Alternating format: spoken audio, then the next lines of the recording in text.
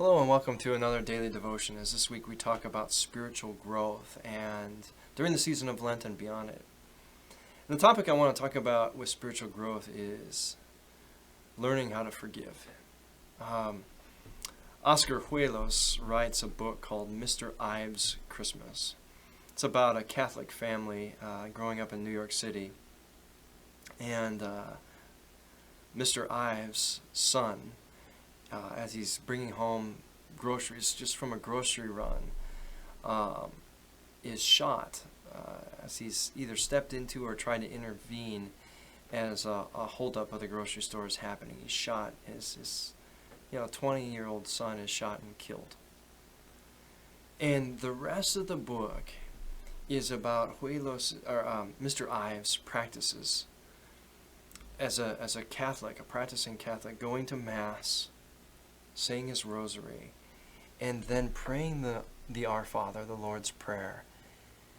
And as he's asking God to forgive his trespasses or debts, he asks God to forgive the shooter of his son. And over time during the story, Ives begins to go, and it's Christmas, the first day, the first Christmas without his son, that he decides that instead, as he's prayed and prayed, and as his faith disciplines are not lined up with where his heart is, he's decided that God is telling him he has to go to the prison and confront the man who shot his son.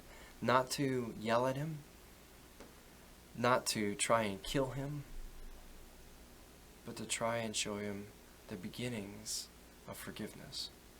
The book always caught me very powerfully because I read true life stories like Nickel Mine, Pennsylvania, and the Amish, or some of the families of the Charleston Dylan Root shooting, and how some of those family members have tried to see him in prison. To confront those who have done us really painfully wrong and change our lives, forever altering things that were good. And in those very moments, the depth of her forgiveness, who says, I'm not going to let the thing you did that harmed me so deeply, that wounded me so deeply, as Nadia Weber Bowles once said, forgiveness is not some lame, wishy-washy thing. It's like spiritual bolt cutters on the chain of sin that links what this person has done to you, and saying, I'm going to cut this. And it's not going to hold me to you in that way anymore. And by the power of God's grace, I'm going to find a way to begin to practice forgiveness in my head and in my actions, and pray over time that the Holy Spirit helps my heart catch up. I think forgiveness is the hardest thing that Jesus asks us to do with those who have deeply wounded us. And you say, well, you're talking crazy. That's just not how the world works. I can't forgive. I'm not forgetting. I'm not asking you to forget. It's not spiritual amnesia we're working on. It's saying that what you did to hurt me is not going to have power to poison my soul anymore. It's not going to be the only way I see you anymore.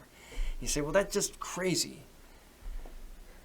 That's what Jesus does for us every day, and calls us to mirror from the cross.